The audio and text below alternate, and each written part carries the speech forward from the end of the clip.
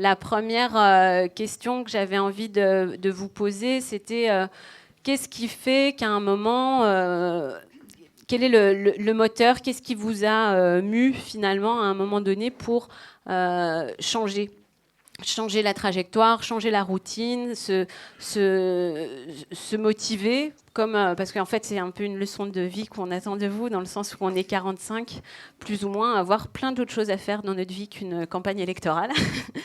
Et de se dire, bon ben voilà, quel est cet état du monde qui, à un moment donné, vous a incité à, alors pour certains, prendre la plume, pour d'autres, transformer la gouvernance dans sa municipalité, pour d'autres, se lancer en politique aussi et faire ce pari un peu fou de tenir ensemble un mandat d'élu et une vie militante. Peut-être, on n'a pas vraiment... peut-être que vous pouvez vous arracher la parole. Peut-être que Corinne, est-ce que tu serais d'accord pour commencer sur cette question un peu du quel est le constat qui pour vous a produit cet engagement? Merci du coup d'être venu dans des circonstances voilà, qui ne donnent pas forcément très envie en ce moment d'aller se mêler et s'entremêler.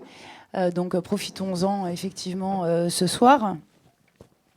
Sur la question de Virginie, je ne suis pas sûre qu'il y ait un constat, c'est-à-dire un moment, un espèce de déclic, hein, comme ça peut arriver à certaines personnes. Hein. On a souvent des témoignages voilà, de gens qui, à un moment donné, justement, ont fait une rencontre, ont lu un livre, sont tombés sur un chiffre, enfin voilà, avec vraiment un moment de déclic et de bascule d'un état, on va dire, un peu routinier à tout d'un coup un état d'alerte et du coup éventuellement de début d'engagement.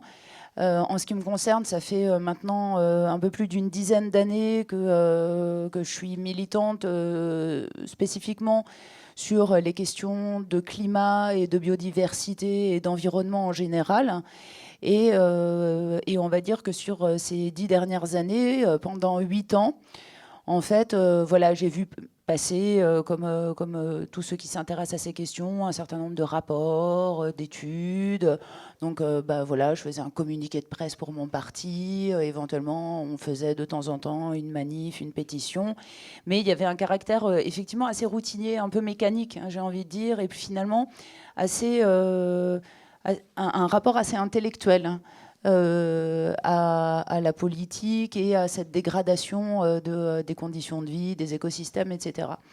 Et j'ai le sentiment que depuis 1 an et demi, 2 ans, les choses se sont accélérées brutalement, à la fois dans le constat, dans ce que je voyais passer justement comme études, comme rapports, comme éléments aussi de prospective.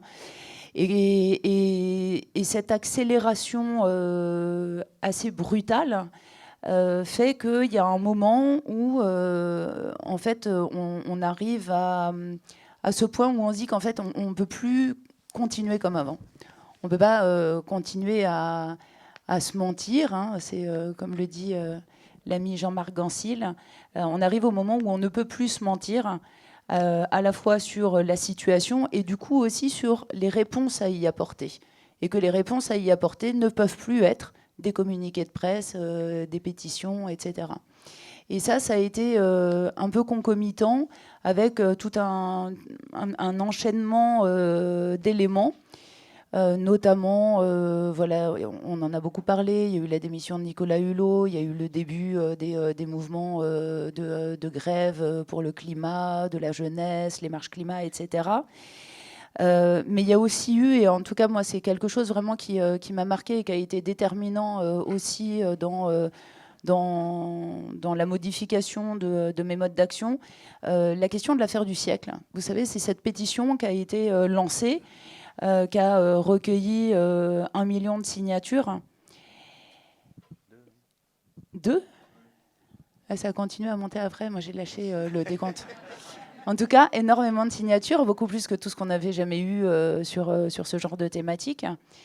Et où, en fait, tout d'un coup, voilà, le paysage politique, c'est que même en ayant 2 millions de signataires sur une pétition, même en rassemblant, avec la jeunesse dans la rue qui fait la grève de l'école, même avec des marches climat qui se multiplient partout dans le pays, en fait, il se passe toujours rien en face, quoi. C'est-à-dire que même avec un rapport de force, comme on n'en aurait pas rêvé il y a 10 ans sur ces questions-là, la réponse des pouvoirs publics, la réponse du gouvernement, finalement, la seule matérialisation qu'elle prend, c'est de la répression vis-à-vis d'un certain nombre de militants et d'activistes climat, et aucune inflexion en matière de politique publique sur ces questions précisément de climat et de biodiversité. Et donc là, on a un nouveau pan de notre système de croyances et de valeurs qui s'effondre en fait.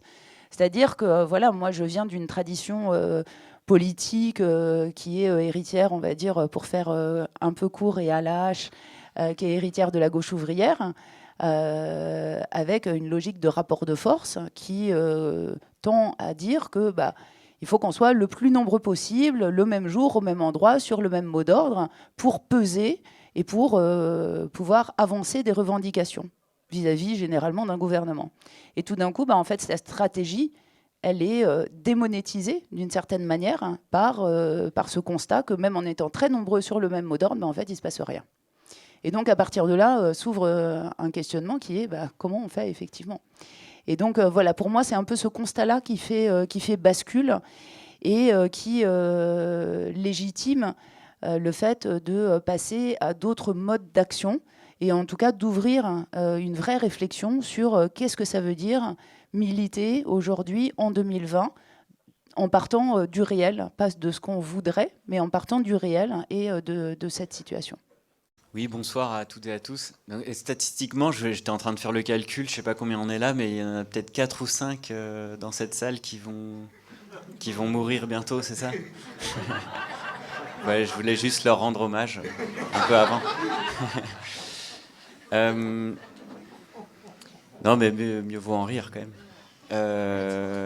Non, c'est très juste ce que disait Corinne sur il y a une bascule qui a eu lieu en été 2018. Moi, je suis là depuis...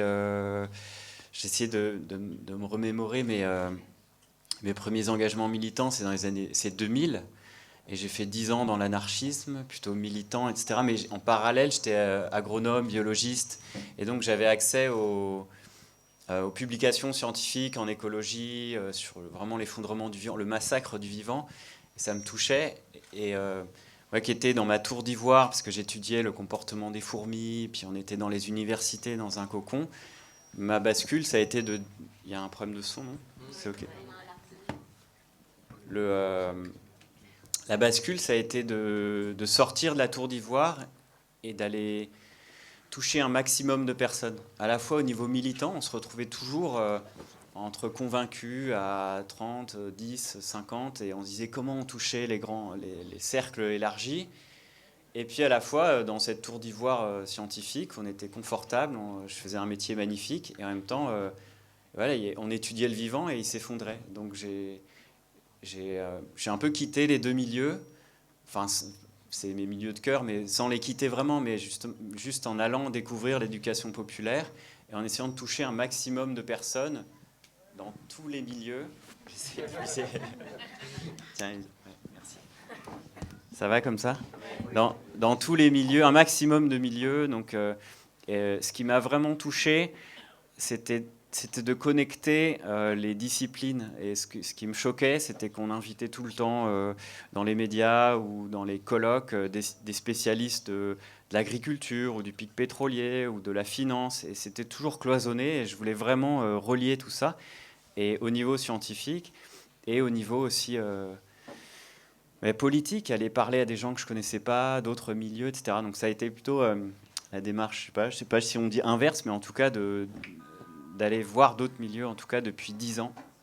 Et le premier livre, Comment tout peut s'effondrer, en 2015, ça a été vraiment d'amener la compréhension des dynamiques d'effondrement. En gros, les systèmes complexes qu'on a créés, que ce soit la finance, ou je sais pas, la société en général, mais même les systèmes complexes écologiques, naturels, en fait, ils tiennent plus longtemps qu'on le pense. Ils sont assez résilients. Mais en fait, comme ils s'en prennent plein la gueule, ils se fragilisent, mais on ne le voit pas. Et en fait, ils s'effondrent de manière plus rapide que prévu, plus imprévisible et plus rapide. Et surtout si on interconnecte tout. Donc on a voulu amener la pensée de la complexité. Voilà, Edgar Morin, on connaît tous, mais en science, ils ont fait beaucoup de découvertes qui font qu'en fait, on n'arrive pas à anticiper, on arrive dans un monde d'incertitude, etc. Il y a 2 jours, je regardais ou hier, je ne sais plus, mais dans la revue Nature, une revue de référence scientifique, il y a un article justement qui paraissait et les scientifiques découvrent que plus un système complexe est grand, grande forêt, une grande société, une économie globalisée, plus le système s'effondre plus vite que prévu, de manière étonnamment rapide.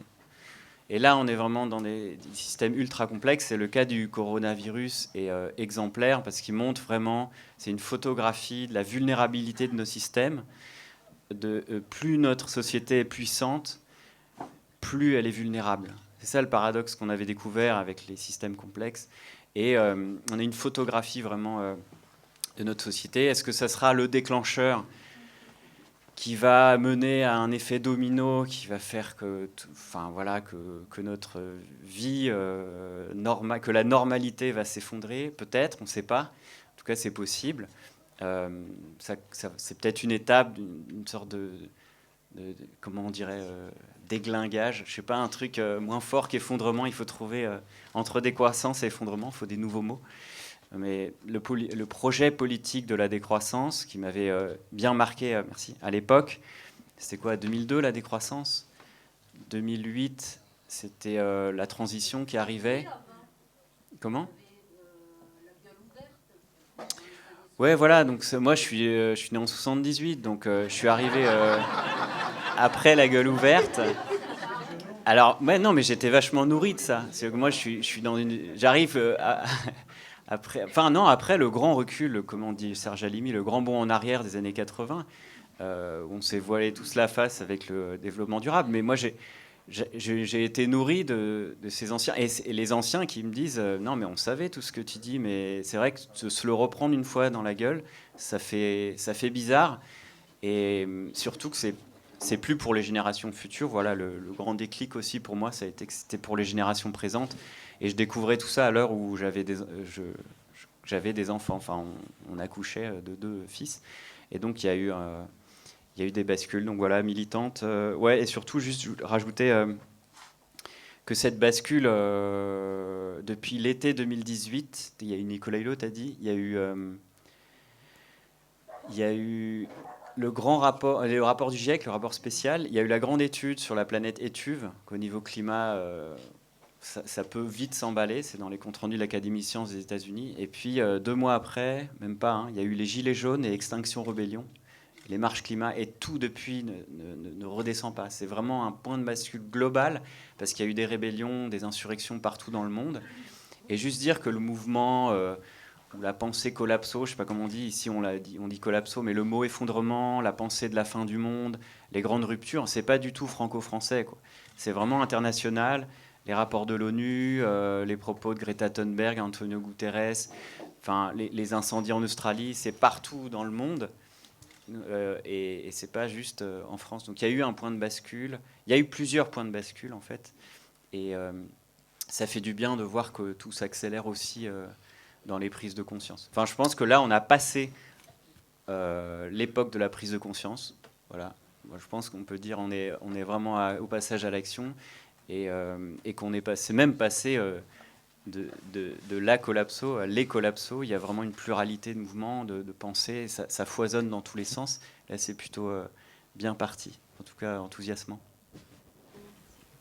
Oui, comme je suis un peu le papy de la table ronde, mes références sont un peu plus lointaines, mais je voudrais auparavant remercier Virginie, Cyril, toute l'équipe dont j'ai appris à faire connaissance cet après-midi, et qui a l'immense courage et l'audace de titrer leur engagement de changer d'avenir. Et je voudrais aussi remercier chacun d'entre vous de consacrer une soirée à ce que Kant appelle l'impératif catégorique, ce qui est la transition écologique. Et en même temps, ce que j'appelle la mère de toutes les questions, c'est la question démocratique. comment associer les citoyens au processus de décision, comment construire du commun qui n'est pas l'addition des envies, qui n'est pas la sommation des égoïsmes, comment coproduire de l'intérêt général, comment susciter de l'intelligence collective, comment susciter et accompagner le pouvoir d'agir des citoyens. C'est les questions que se posent les équipes projets avant chaque séquence démocratique qu'on met en œuvre dans notre commune pour chaque projet. Mais avant, je voudrais vous dire, à quelques semaines de l'arrêt de mon engagement politique, c'est que je crois que ce qui va nous sauver, vraiment, c'est l'humilité. L'humilité de faire le deuil d'un monde tel qu'il est et de l'histoire telle qu'elle avance. Et il faut de l'humilité. L'humilité de changer son rapport au pouvoir. Il n'y aura pas de partage du pouvoir pour des ubus rois. Et cette question du rapport humble au pouvoir est une condition sine qua non d'une démocratie construction. Et donc, il ne s'agit pas de peindre les villes un peu de vert ou de faire la démocratie un peu de participation. Il s'agit radicalement de changer de modèle sur la question écologique et il s'agit radicalement de démocratiser la démocratie. Il y a 2 événements qui m'ont changé le regard complètement. Je le fais dans l'ordre inverse, dans la chronologie. Le premier sur la question environnementale. J'étais longtemps président d'une communauté de communes qui travaillait à la reconversion économique, sociale et démocratique, sociale et environnementale. Et on avait, pour renforcer ensuite l'agglomération mulhousienne, on a décidé de nous saborder pour renforcer l'agglomération, la coopération intercommunale, pour être plus au service des habitants et de la transition écologique. Et le cadeau de mariage, ça a été l'agenda 21 qu'on a mis en œuvre. L'agenda 21, pour moi, c'était ce moment, cette démarche qui a accompagné une reconversion de territoire. Pour moi, c'était une première praxis tout à fait essentielle. Et lorsque j'ai été élu président de l'agglomération, je me suis posé la question, qu'est-ce qui va être central pour notre projet de territoire ? Un projet reconversion, territoire industriel en reconversion, la mécanique, le textile, l'électrique, enfin tout. C'était vraiment un bassin en reconversion. Et j'ai invité mon ami Jean-Claude Mensch, qui est maire d'Ungersheim, à 12 km de chez moi, qui est maire d'un village en transition, qui se réclame beaucoup de Hopkins, et qui m'a dit, Joe, le gouvernement vient de lancer les plans climat territoriaux.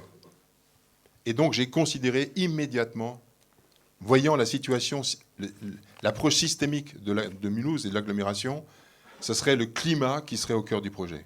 Et les questions que je me suis posées avec les équipes autour de moi, et notamment les collaborateurs et les collaboratrices, comment éviter à ce que le plan soit un plan bureaucratique, un machin, alors qu'elle devait être une matrice, c'est-à-dire relier toutes les politiques publiques. Comment éviter à ce que le climat soit une cerise sur le gâteau alors que doit être de la pâte du gâteau? Comment éviter la bureaucratisation quand il faut en réalité mobiliser? Comment éviter que le plan soit bureaucratique alors qu'il faut créer une culture climat? Pierre Hadane nous disait « je fais, tu fais, nous faisons ». Comment chacun prend son rôle de colibri. J'ai envie de dire que comment chacun conduit son Canadair, tellement l'incendie est aujourd'hui puissant. Donc je crois que c'est ça qui nous a profondément changé sur la question climatique. Et le climat reste, j'ai refusé la présidence au renouvellement, mais j'ai gardé la task force, l'équipe, les agroacteurs du territoire, pour mobiliser un territoire, pour être dignement au rendez-vous des générations futures et au rendez-vous d'aujourd'hui, parce que ce n'est pas seulement demain, c'est dès aujourd'hui. Il se trouve qu'après 4 Olympiades du plan climat, parce qu'à chaque fois on rehausse le niveau d'exigence, ça veut dire qu'il y a une démarche projet, il y a du sens, il y a la mobilisation, il y a la grammaire démocratique qu'on a inclus de Kingersheim qui est allé sur l'agglomération. À l'issue de ça, on a une diminution de 36% de production de gaz à effet de serre, une augmentation de 21% de renouvelables et une diminution de 17% de consommation. Je dis ça avec beaucoup, beaucoup d'humilité parce que le plus dur est devant nous. Et quand je vois comment les scientifiques ont dit qu'en 2030, c'est déjà l'irréversible, je pense aujourd'hui que c'est déjà irréversible. Mais on ne doit pas, il faut rester dans l'optimisme, de l'audace en permanence. Ça, c'est la question climatique. Et je pense qu'il n'y a pas de transition écologique sans transition démocratique. C'est en ceci que je voudrais témoigner du déclic qui a été le mien. Comment passer d'une démocratie providentielle, jupitérienne, même locale, ça existe, il y a des Jupiters locaux, anesthésiante, passive, partisane, uniquement partisane, infantilisante. Comment passer d'une démocratie qui produit de l'abstention et de la colère vers ce que j'appelle une démocratie construction qui est exigeante? Il y a eu 3 choses qui sont passées. Mais le déclic profondément, et je vais en témoigner ici, ça a été le changement personnel. La transformation personnelle suite un moment intime qui m'a beaucoup, comment dire, ça a été une grande douleur, un renoncement, ça a été mortifère, et j'ai découvert en moi quelque chose que j'ignorais, c'est ma fragilité. Et je me suis rendu compte plus tard que c'était une force fantastique de changement, puisque la fragilité m'a permis de découvrir en moi plus d'humanité, et donc plus de capacité d'humilité dans le rapport au pouvoir, et donc de la conquête du pouvoir, j'avais les dents qui raclaient le plancher avec plein de mandats, je passe à la question du partage du pouvoir. Ça ne se fait pas sans la question du sens de l'engagement. Et cette question, personne ne peut exonérer cette question-là. Quel est le sens de mon engagement? C'est un combat spirituel intérieur. Quel est le sens de mon engagement? Est-ce que je suis dans l'ego ou est-ce que je suis dans le service? Est-ce que je suis dans Eros, la vie, ou est-ce que je suis dans Thanatos, la mort? Est-ce que je suis dans la pesanteur ou dans la grâce? Est-ce que je suis les traces de Trump le fou ou est-ce que je suis les traces de Mandela? Ça, c'est notre liberté à nous. Mais nous ne l'aurons pas. L'impensé démocratique, il est là. Et je pense que les équipes doivent se poser ces questions. Et au fond, à quoi je sers? Quelle est mon utilité? Quel est le sens de mon engagement? Et cette question raccroche trois autres éléments de l'impensé démocratique. C'est la question du commun, qui n'est pas l'addition des envies. C'est la question des limites face à l'hubris, qui détruit la planète, face à l'hubris où on est le mal dominant. Comment réagir? Et puis une forme de transcendance. Et je crois que, au fond, l'effritement de la transcendance républicaine vient aussi de l'épuisement d'une forme de transcendance spirituelle, c'est-à-dire la capacité de dépasser le quant à soi, d'élever le débat public. Et je dis souvent, avant d'être de droite ou de gauche, un élu, son rôle, c'est de tirer vers l'avant et de tirer vers le haut. Et donc cette question de transformation personnelle, je me suis donné le temps du silence pour l'engagement, parce qu'il n'est pas interdit pour un élu de faire silence, de fermer sa gueule de temps en temps. Et puis l'articulation entre la pensée et l'action. J'ai adhéré au PS en 1976 pour changer la vie. La vie a beaucoup changé le PS.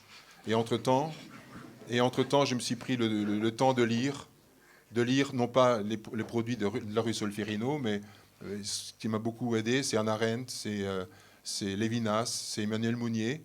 Et donc, ça m'a permis de considérer qu'il y a deux choses importantes dans l'action publique, dans l'agir public. C'est la dimension métapolitique, le sens des valeurs, et la direction du concret. En zappant le politico-politicien, dont j'ai horreur. Ce qui fait d'ailleurs qu'il y a des symboles dont je parlerai tout à l'heure, qui montrent qu'il y a autre chose que la cour de récréation permanente, que l'affrontement, que la jouissance de l'affrontement systématique.